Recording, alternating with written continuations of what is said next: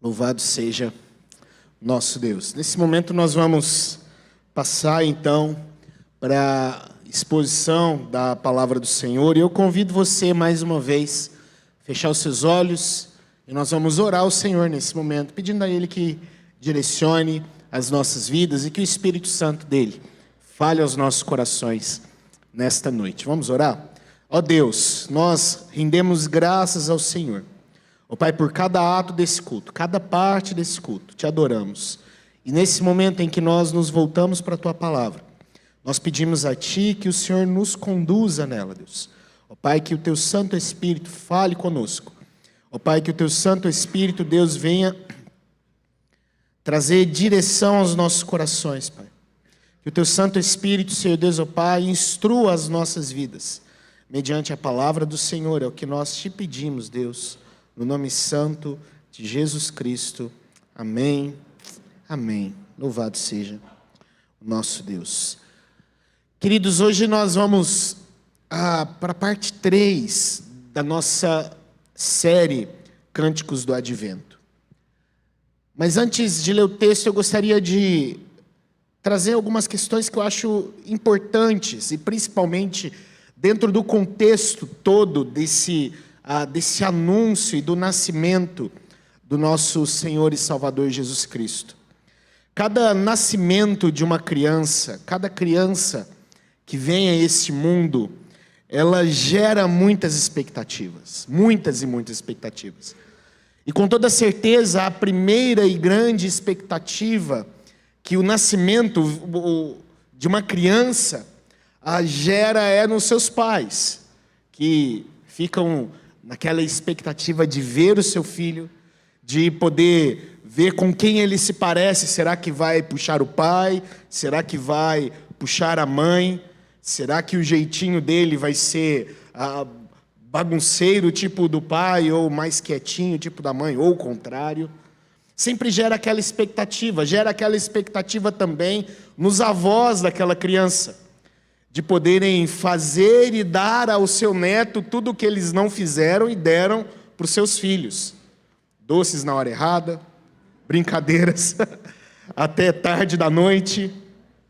Aliás, dizem que os avós têm a habilidade de estragar aquilo que os pais estão fazendo com as crianças. Brincadeiras à parte, mas gera sempre essas expectativas. Os avós ficam com a expectativa. Os pais ficam com a expectativa, a igreja fica com a expectativa. Sempre tem aqueles que gostam de pegar a criança e andar com a criança de um lado para o outro e brincar com elas. Sempre há no meio do povo de Deus esses. E gera também uma grande expectativa. Uma criança, o nascimento, o anúncio de uma criança gera muita expectativa. As pessoas ficam ansiosas para poder ver e saber como será aquele pequenino que está por vir. Agora, pensa comigo, se um casal jovem se enche de expectativa com respeito ao nascimento do seu filho, sem saber como ele será, sem saber até mesmo se ele será um menino ou uma menina, até perto ali dos 4, 5 meses de gestação, apesar que hoje tem como saber de forma antecipada, mas aquela expectativa, o que dirá então um casal de idosos, que ao contrário, já sabem tudo sobre aquele menino. Sabem que vai ser um homem, sabem que vai se chamar João, e sabem até mesmo o ministério, o propósito da vinda daquela criança. Imagine qual era a expectativa do casal Zacarias e Isabel, ao aguardarem por 9 meses a gestação de João Batista no ventre daquela mãe. Uma idosa, estéril, impedida de ter um filho e agora agraciada com um milagre da parte de Deus, onde um anjo anuncia para o seu marido Zacarias que ele ouviu a oração daquela família, ouviu a expectativa daqueles corações e agora um filho estava para nascer. Quanta expectativa deste casal. Aquele casal que talvez na sua juventude ouvia a respeito do seu filho, aquele que seria o preparador de caminhos do Messias. Imagina agora saber que essa história que eles cresceram ouvindo iria se cumprir na vida deles. Quanta expectativa desse casal. Em saber que todo o plano de Deus, aquilo que foi predito pelos profetas, estava se cumprindo dentro de sua casa. Quanta expectativa. Quanta expectativa.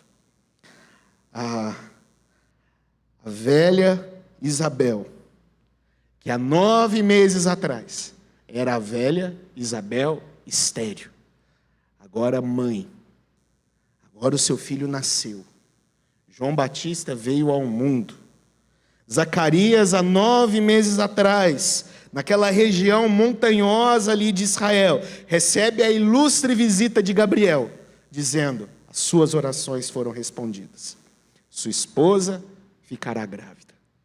E o seu filho será João.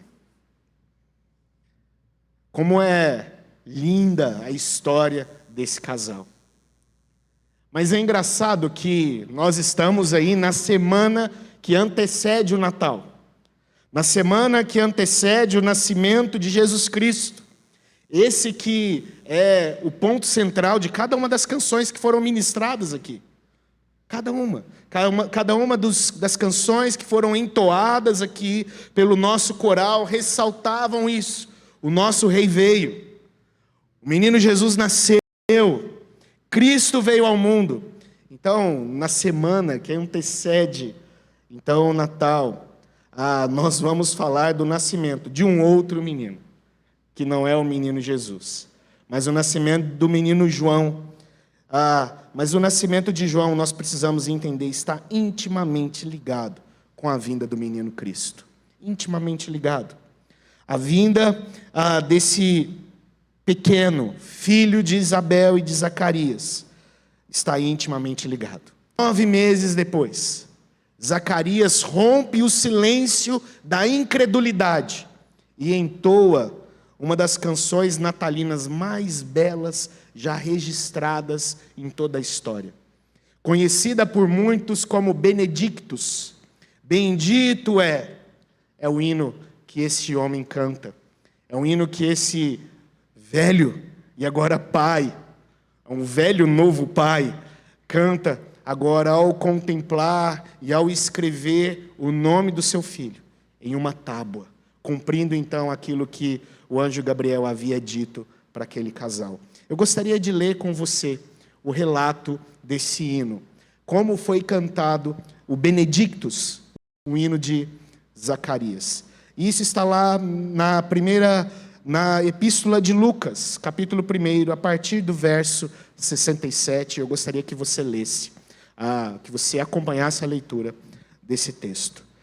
Evangelho de Lucas, capítulo 1, a partir do verso 67, diz assim: Zacarias, não mais o sacerdote, mas agora Zacarias, o pai de João, cheio do Espírito Santo, profetizou dizendo: Bendito seja o Senhor, Deus de Israel, porque visitou e redimiu o seu povo e nos suscitou plena e poderosa salvação na casa de Davi, seu servo, como havia prometido desde a antiguidade, por boca dos seus santos profetas, para nos libertar dos nossos inimigos e das mãos de todos os que nos odeiam, para usar de misericórdia com os nossos pais e lembrar-se da sua santa aliança e do juramento que fez a nosso pai Abraão, de conceder-nos que, livres das mãos de inimigos, o adorássemos, sem temor, em santidade e justiça, diante dele,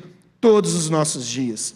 E você, menino, será chamado profeta do Altíssimo, porque precederá o Senhor, preparando-lhe os caminhos para dar ao seu povo conhecimento da salvação, por meio da remissão dos seus pecados, graças à profunda misericórdia de nosso Deus, pela qual nos visitará o sol nascente das alturas, para iluminar os que jazem nas trevas e na sombra da morte, e dirigir os nossos pés pelo caminho da paz. O menino crescia e se fortalecia em espírito, e viveu nos desertos até o dia em que havia de manifestar-se a Israel. Somente até aí a leitura do nosso texto.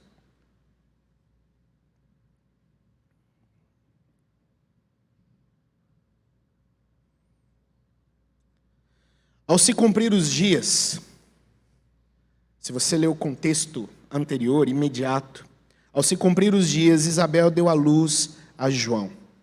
6 meses reclusa, 3 meses na companhia de sua prima Maria. Estavam ali para circuncidar o pequeno garoto, como era de costume no povo judeu.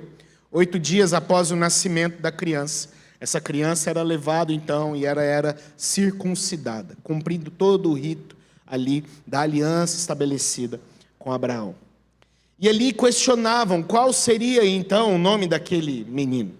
Alguns queriam que fosse dado o nome do pai, que aquele menino fosse Zacarias filho, ou Zacarias Júnior, mas queriam dar o nome do pai para aquela criança, mas Isabel disse, não, o nome dele será João. E eles indagavam, mas como assim João? Não tem nenhum João na sua família. Como é que vão dar o nome de João para essa criança? Então perguntam a Zacarias, Zacarias, fazendo ali sinais, o texto diz que eles faziam sinais a Zacarias perguntando qual seria então o nome. Então Zacarias pega uma pequena tábua e escreve naquela pequena tábua, o seu nome será João.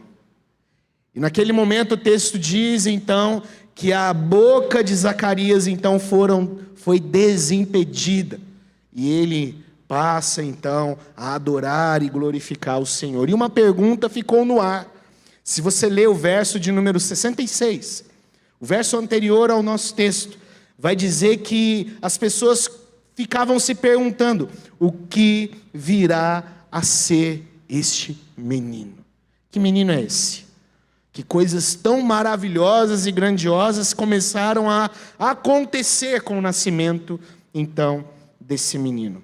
E o nosso texto, ele começa de uma forma bem interessante.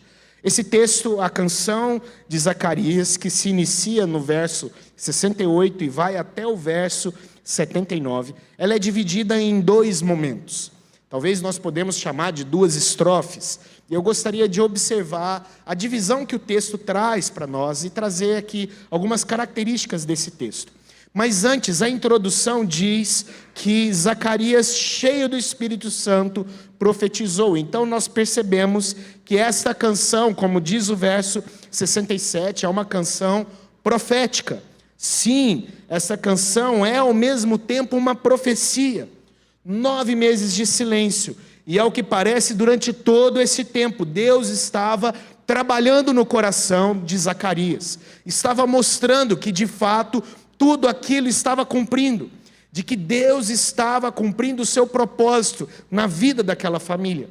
E de que esse momento onde o Messias viria, estava se inaugurando com a vinda, então, de João. Então, percebemos que Zacarias começa a entender todas as coisas, e isso fica claro, que agora Zacarias, o pai de João, cheio do Espírito Santo, ele passa então, como diz Lucas, a profetizar.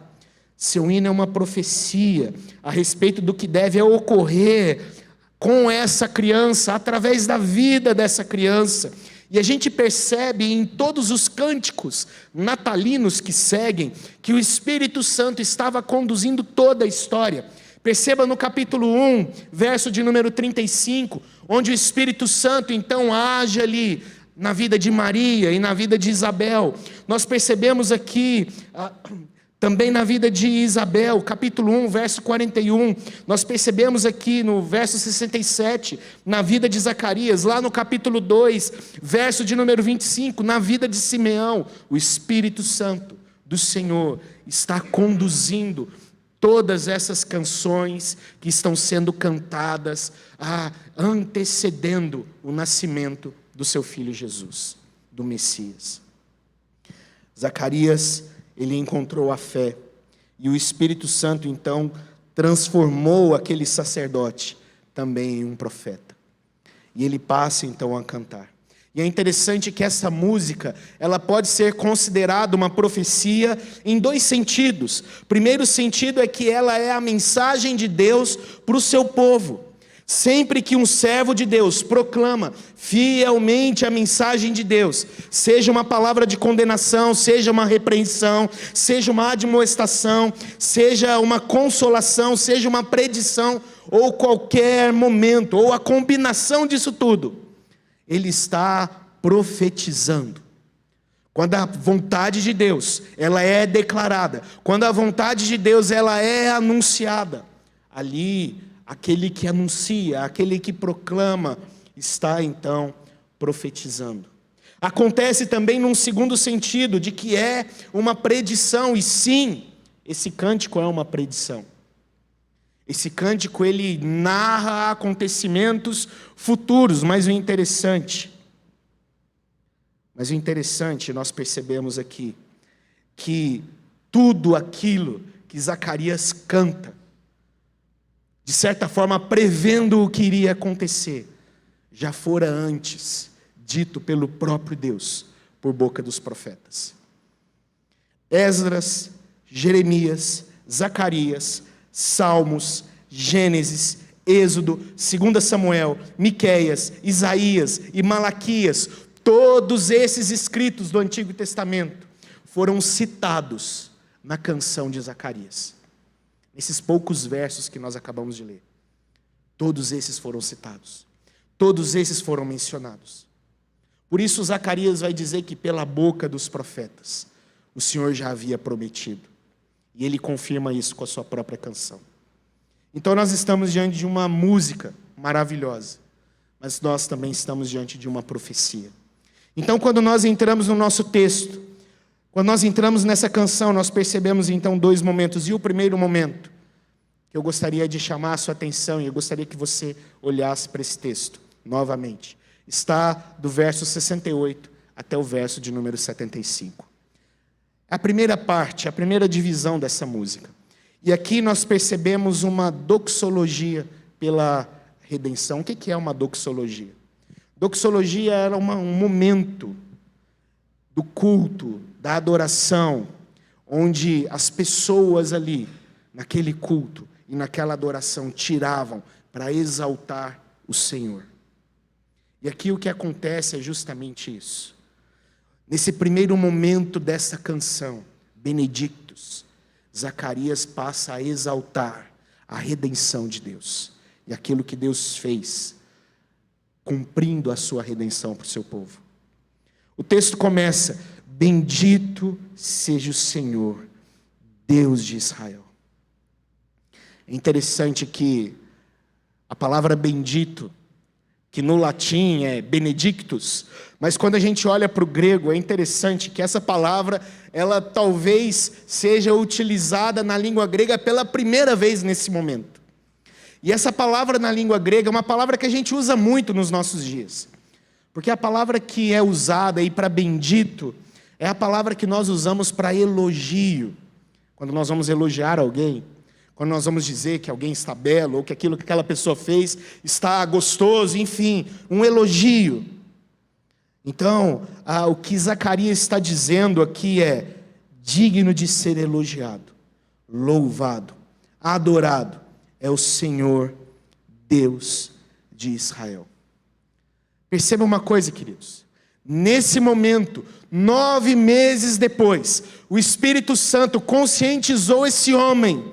O Espírito Santo agiu na vida desse homem, mostrando que o nascimento do seu filho é um processo messiânico que estava sendo iniciado ali naquele momento. Era o processo messiânico da redenção que estava sendo inaugurado com a vinda de João Batista. Por isso ele diz: bendito seja o Senhor Deus, que nos visitou com a sua graça, que nos visitou com a sua redenção. Zacarias está adorando o Senhor porque ele percebeu agora, iluminado pelo Espírito Santo, de que o plano da redenção de Deus, todo o plano narrado pelos profetas, tudo aquilo que foi dito desde Gênesis, a semente da mulher que esmagaria a cabeça da serpente, tudo aquilo estava sendo inaugurado com a vinda de João Batista. Por isso ele diz: digno de ser adorado é o Senhor, digno de ser elogiado é o Senhor, digno de ser exaltado é o Senhor, porque Ele nos visitou e redimiu o seu povo. Ele está agora nos visitando com a sua redenção. Ele está agora nos visitando com a sua graça. Durante anos, talvez, queridos. Achei.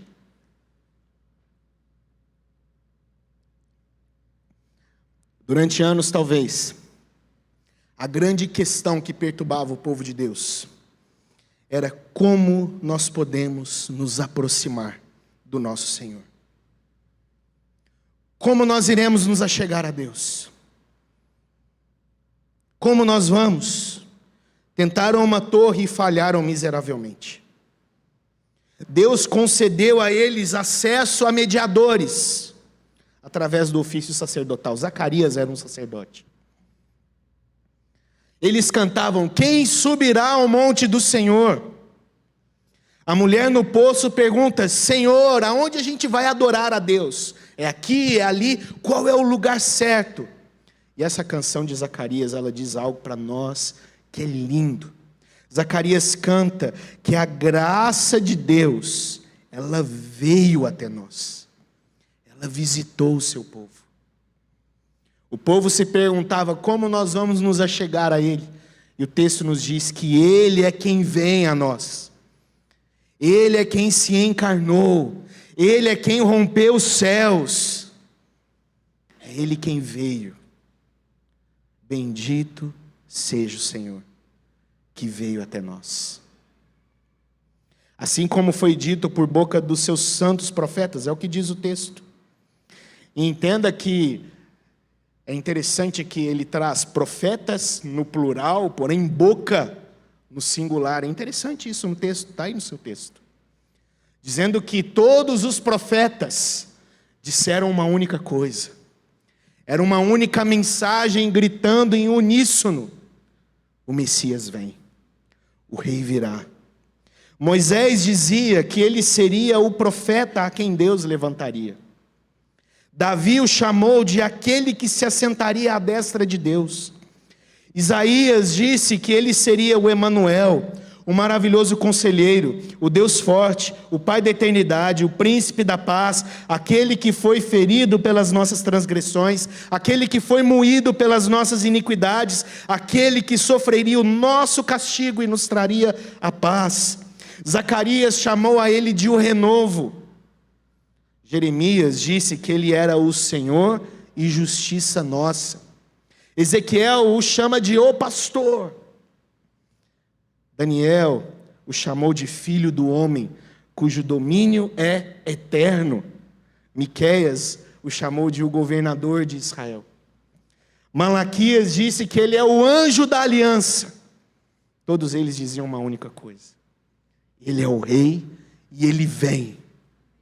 Uma única voz, uma única mensagem, que rompia e permeava os séculos. Por isso Zacarias disse: bendito seja o Senhor que nos visitou com a redenção, conforme ele havia predito por boca dos seus profetas. E isso Zacarias diz, faz parte do juramento eterno de Deus, para que o seu povo, veja o que ele diz aí no final do nosso texto: para usar de misericórdia com os nossos pais e lembrar de sua santa aliança, e do juramento que fez a nosso pai Abraão, verso 74, de conceder-nos que livres das mãos de inimigos o adorássemos, sem temor, em santidade e justiça diante dele todos os nossos dias. Tudo isso faz parte desse juramento eterno, para que agora o povo o adorasse sem temor, em santidade, em justiça diante dele por todos os nossos dias. Deus resgata o seu povo, o povo do pacto. Deus redime o seu povo, para que esse povo agora possa cumprir o seu pacto, servindo a esse Deus. A palavra serviço e adoração, queridos, biblicamente falando, elas são meio que sinônimas, entenda isso. Quando a gente fala sobre serviço e quando a gente fala sobre adoração, No inglês isso fica ainda mais perceptível, porque, por exemplo, o culto, nós chamamos aqui o nosso culto de adoração, o nosso culto de domingo, no inglês é service. Nós estamos indo para prestar um serviço de adoração a Deus, isso fica muito claro no inglês. Mas aqui é interessante que para Zacarias e para as Escrituras, a ideia de serviço e de adoração são duas coisas bem comuns. Zacarias sabia muito bem o que era servir a Deus. Ele era um sacerdote. Quando ele recebe a visita do anjo, ele estava no seu serviço, ele estava no seu turno, no seu momento de estar lá diante de Deus, acendendo um incenso. E ele agora diz que nós agora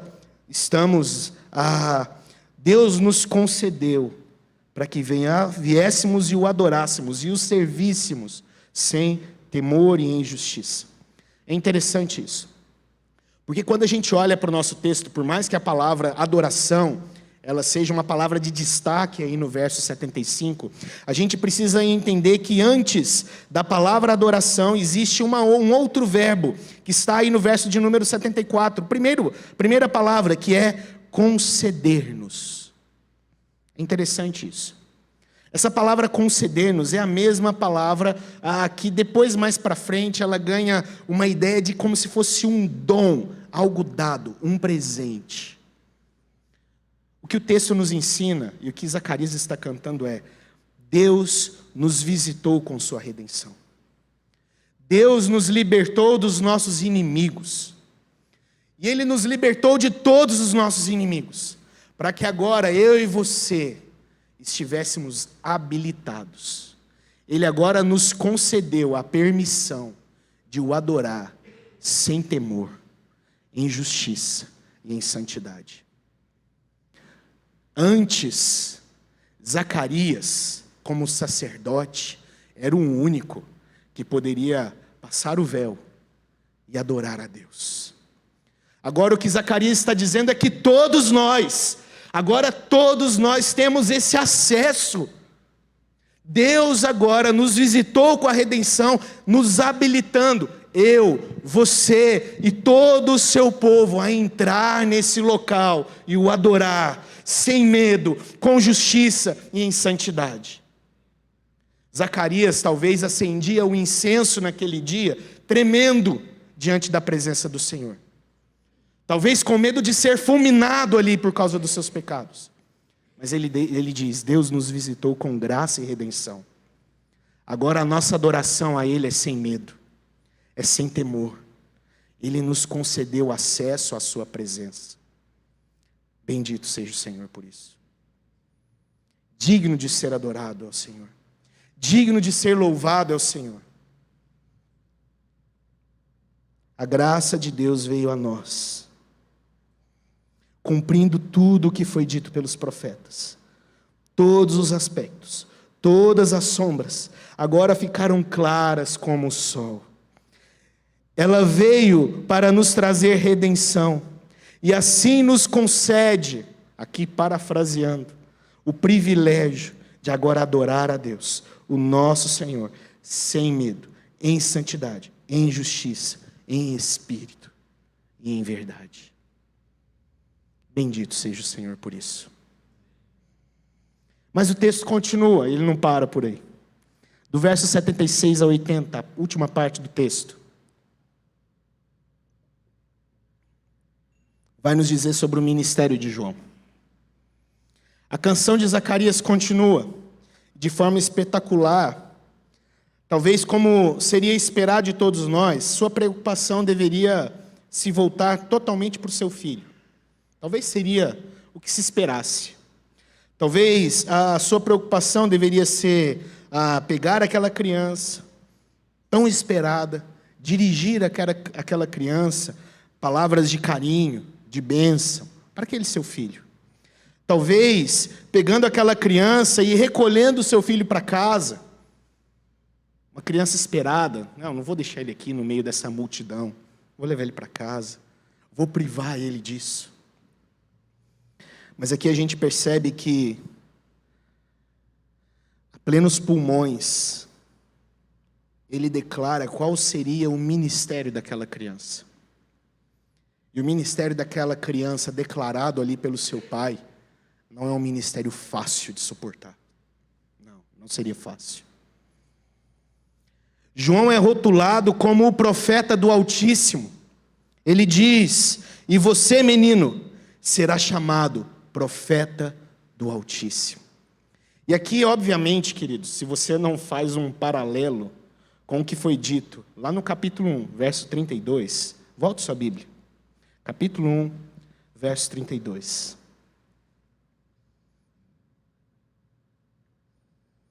Eu vou ler o 31. Você ficará grávida. O anjo agora para Maria. Você ficará grávida. Dará à luz a um filho, a quem chamará pelo nome de Jesus. Este será grande e será chamado Filho do Altíssimo. Mas você, menino, você é um profeta do Altíssimo. Aquele que vem de Maria é o filho dele. Mas você é o seu precursor. Você não será maior do que ele, mas você vai preparar o caminho dele. Você vai anunciar que ele chegou. Você vai declarar a plenos pulmões que ele está aqui, que ele rompeu o céu, que ele se encarnou e cresce. Você será um profeta do Altíssimo. Ele não é apenas o primeiro profeta em 4 séculos, queridos. João não é apenas isso. 400 anos de silêncio, sem Deus levantar um profeta no meio de Israel. E 400 anos depois, João nasce. E o ministério dele é ser profeta do Altíssimo. Ele não é só o primeiro profeta em 400 anos. Mas ele é o maior dos profetas. Ele é o precursor do Messias. Ele é aquele que, conforme nos diz Malaquias capítulo 3, verso 1, conforme nos diz Malaquias 4, verso 5, que anos mais tarde teria esse seu ministério profético exposto diante de todos. Iria declarar os pecados do seu povo. Iria declarar os pecados da sua nação.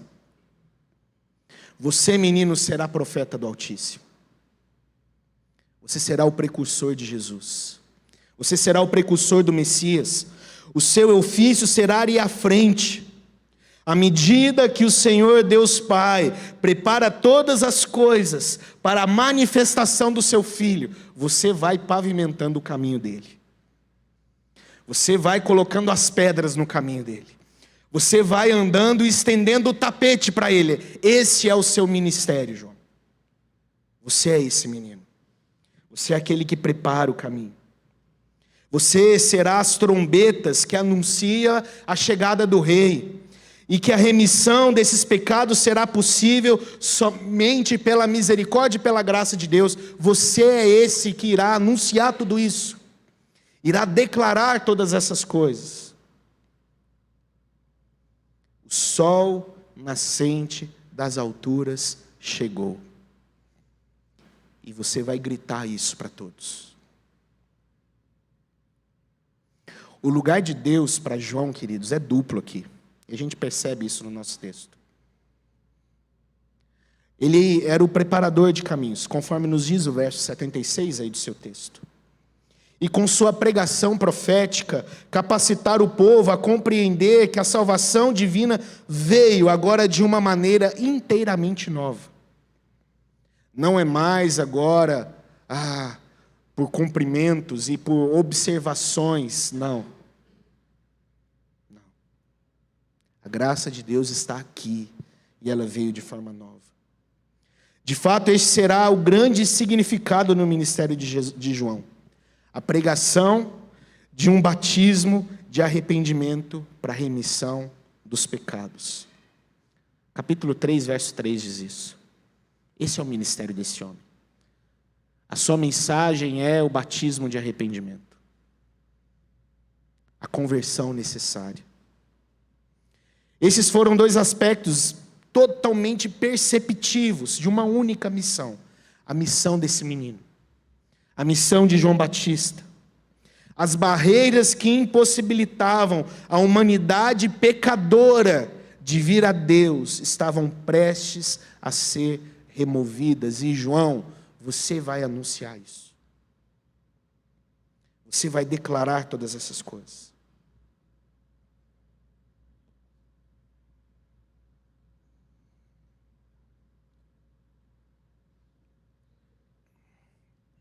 E o texto diz que esse menino crescia, se fortalecia em espírito.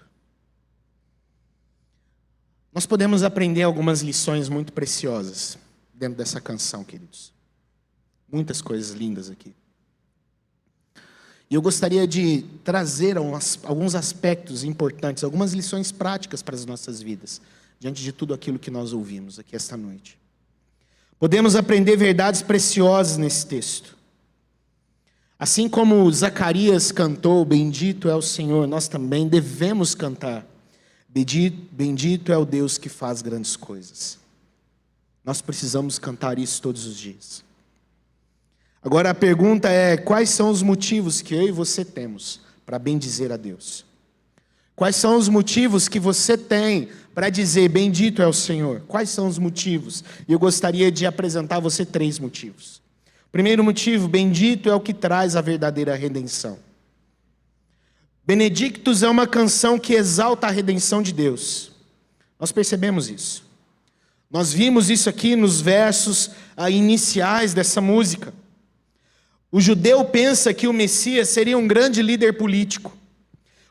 O judeu pensa que o Messias seria um grande líder econômico. O judeu pensa que o Messias seria um grande líder militar. E talvez muitos que naquele dia ouviam a música de Zacarias estavam pensando dessa forma. Bendito de fato é mesmo. O nosso Deus, o nosso Rei, vencedor, vai nos livrar do Império Romano. Vai destruir todos os nossos inimigos. Nos nossos dias, queridos, hoje, eu e você vivemos algo parecido. Nós talvez temos um pensamento sobre a redenção e sobre o Messias totalmente equivocado, como os judeus também têm. Talvez você tenha um pensamento sobre o Messias completamente equivocado, um pensamento de quem é Jesus e do que é a redenção de Jesus completamente equivocada. Talvez você pense que a redenção para a sua vida, ela seja igualmente materialista como um judeu pensa. Talvez você tenha esse pensamento da redenção. Talvez para você a redenção seja a redenção da sua vida sentimental. Talvez para você é a redenção da sua vida conjugal. Talvez é a redenção da sua vida amorosa. Talvez é a redenção da sua vida emocional. Talvez é a redenção da sua vida financeira. Talvez é a redenção que você espera. Talvez para você a redenção é a solução das dívidas que você tem. Querido, entenda uma coisa, todas essas coisas são importantes. Todas essas coisas. Você ter uma boa saúde financeira, você ter uma boa vida conjugal, você ter uma vida emocional equilibrada, todas essas coisas são importantes. E eu creio de verdade que muitas dessas questões talvez tenham tirado o seu sono. Talvez tenham feito você acordar de madrugada.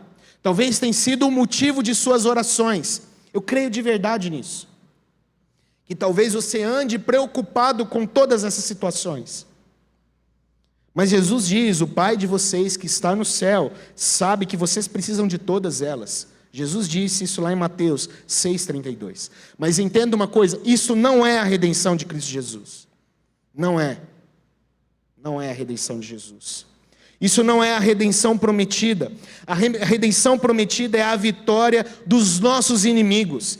E os nossos inimigos não é a nossa conta bancária. Não é a nossa vida emocional. Não, não é. Os nossos inimigos, conforme a palavra de Deus nos diz, é o diabo, é a morte, é o pecado. E a redenção é a vitória sobre todos eles.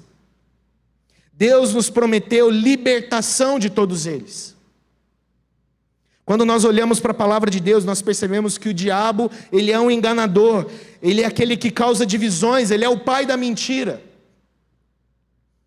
Por vezes, esse terrível inimigo, diabo, ele é desconsiderado por nós. Às vezes nós achamos que pensar no diabo são coisas de outros irmãos cristãos. E não é. Nós não podemos desconsiderar esse terrível inimigo que nós temos. Que muitas das vezes é o causador das grandes contendas que nós, como igreja, enfrentamos.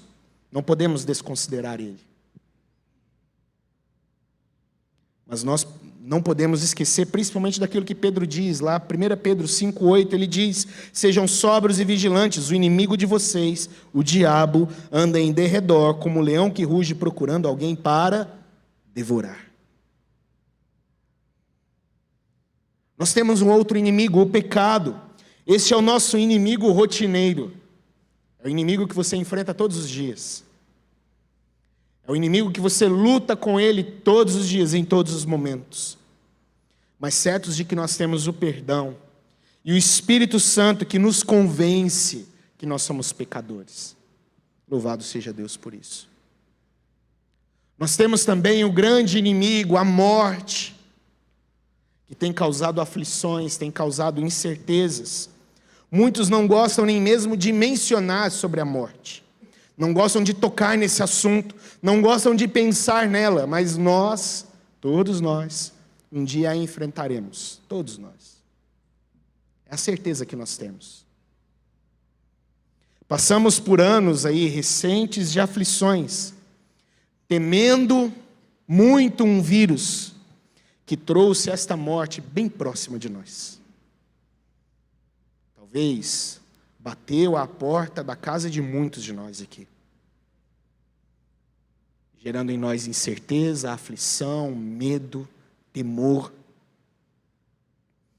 O apóstolo Paulo, lá em 1 Coríntios, capítulo 15, verso de número 26, ele diz: o último inimigo a ser destruído é a morte. Mas o próprio Paulo continua dizendo, verso 55 de 1 Coríntios 15, tragada foi a morte pela vitória. Onde está, ó morte, a sua vitória? Onde está, ó morte, o seu aguilhão? O aguilhão da morte é o pecado, e a força do pecado é a lei. Graças a Deus, que nos dá a vitória, por meio de nosso Senhor, Jesus Cristo. Tragada foi a morte, de uma vez por todas, por Cristo Jesus.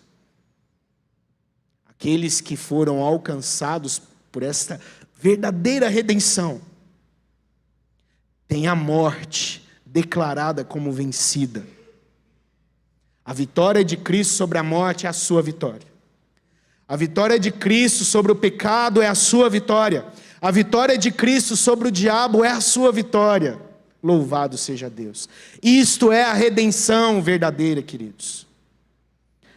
Bendito seja o Senhor que nos visitou com essa redenção. Bendito seja o Senhor.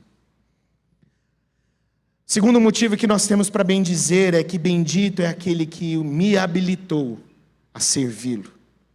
Benedictus também é um hino que apresenta a finalidade, o propósito pelo qual todos nós existimos.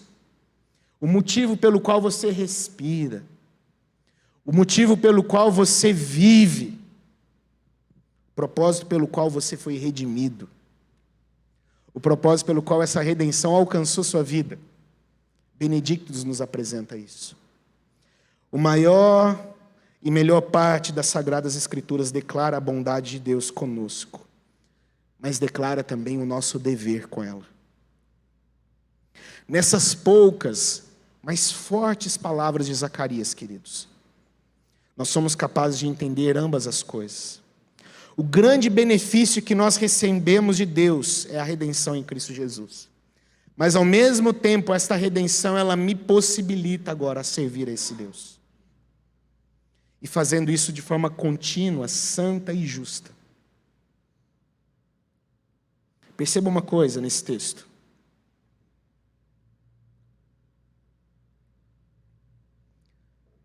Zacarias usa apenas uma palavra para tratar da nossa redenção. Ele nos visitou com ela. É o que ele diz no seu texto. Mas ele usa inúmeras palavras para falar sobre o nosso serviço a Deus. E é interessante que há um reformador que ele diz que isso nos leva a entender algo muito interessante. E o que esse texto nos leva a entender é que às vezes nós sabemos muito bem o que é a redenção de Jesus Cristo. Mas nós não sabemos quase nada de como servir e adorar a Jesus Cristo. Por isso, de forma simples e direta, ele nos diz, ele nos visitou com graça. Mas ele exemplifica de várias formas como eu e você podemos servi-lo. Sabemos mais sobre teologia, queridos, do que sobre como adorar a Deus. Nós sabemos muito mais apontar os defeitos da igreja de Jesus do que como servir a essa igreja com os nossos dons e talentos. Nós sabemos muito mais apontar defeitos das pessoas que trabalham na obra do que nos colocar ao lado dessas pessoas para ajudá-las nesse serviço, nessa mesma obra. Ele nos visitou, por isso nós precisamos servi-lo com graça, santidade e justiça. Benedictus é uma canção que nos mostra que eu e você agora, que fomos redimidos, nós temos um motivo pelo qual nós existimos. E esse motivo é adorar a Deus. Zacarias, o sacerdote e o pai de João Batista, declara em seu hino de ação de graça essa verdade, essa bondade maravilhosa de Deus. E agora ele diz que nós, agora libertos dos nossos inimigos, voluntariamente nos achegamos diante do Senhor, ajoelhamos diante do Senhor e dizemos: Deus, nós queremos servir o Senhor. Por isso Paulo, ele diz que ele está preso em Cristo Jesus. Por isso o apóstolo Paulo, ele se compara a um escravo diante de Jesus Cristo. Eu estou liberto dos meus inimigos, mas eu sou um escravo de Cristo Jesus. Eu estou liberto do pecado, da morte, do diabo, mas eu sirvo a Cristo com todo o meu coração. A verdadeira liberdade, ela nos impulsiona a esse serviço, a essa adoração plena diante de Deus, com toda a nossa vida, com todo o nosso ser. Se nós não fazemos isso, ainda não compreendemos direito o que é a redenção. Não compreendemos direito o motivo pelo qual nós fomos redimidos. Nós não compreendemos ainda. Quando nós entendemos a redenção, nós somos impulsionados a adorar e a servir a Jesus Cristo. E por fim, bendito é o que me habilitou a anunciá-lo. Menino, você será um profeta do Altíssimo. Benedictus apresenta esse segundo dom dado a Deus aos redimidos.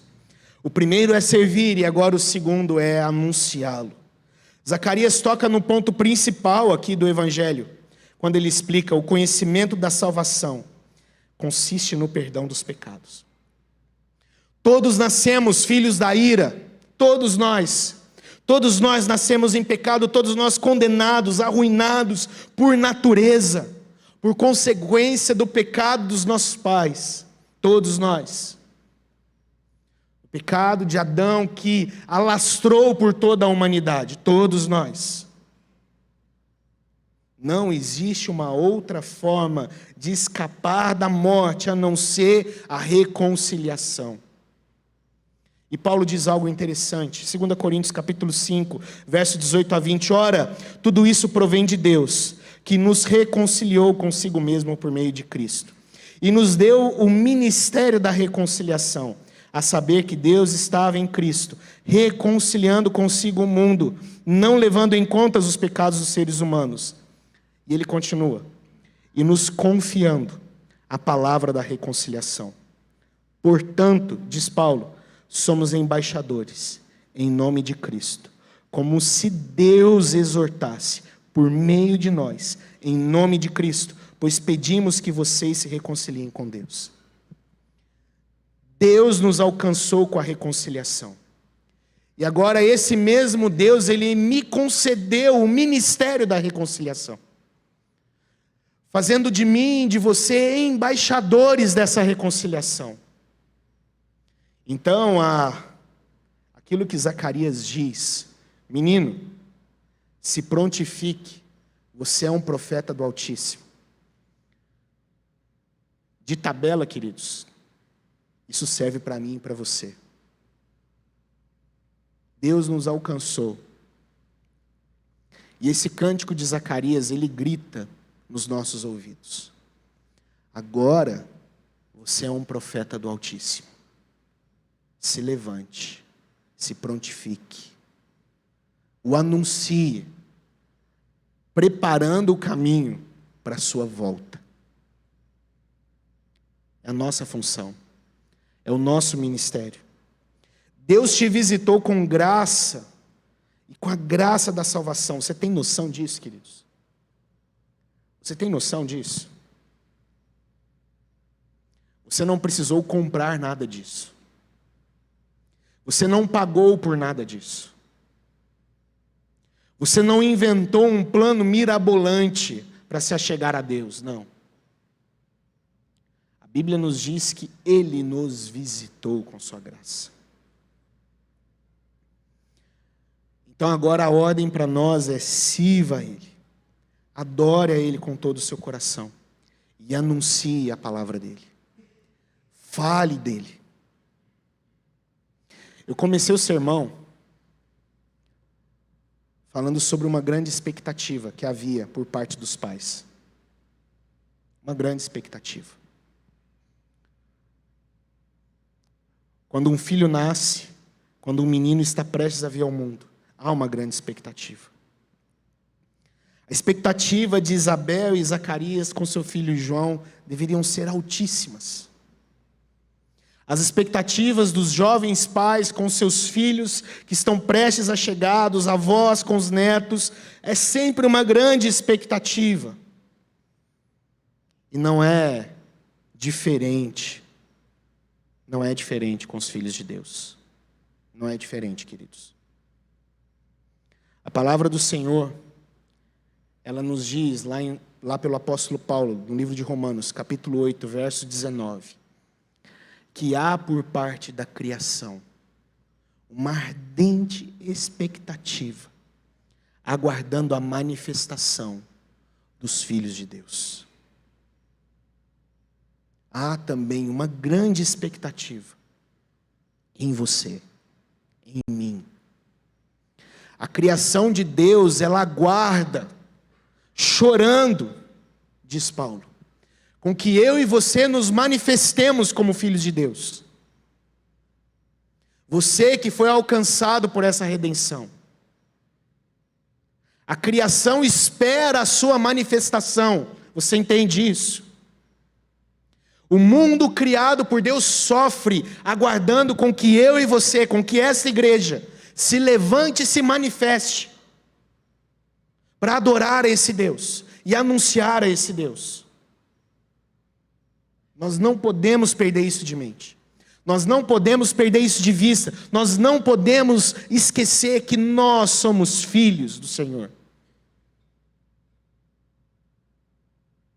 Cristo, Ele nos permitiu, habilitou. Agora nós somos filhos por causa de Jesus. Que nós não venhamos nos esquecer disso. E como o texto continua, e como nós lemos aqui, logo no início,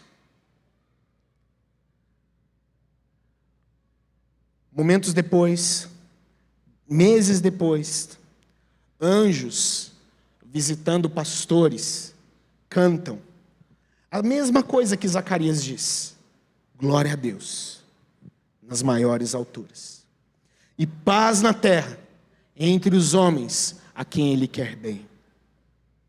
As duas coisas, a adoração a Deus e essa paz para com os homens que Deus vem anunciar através da reconciliação em Cristo Jesus.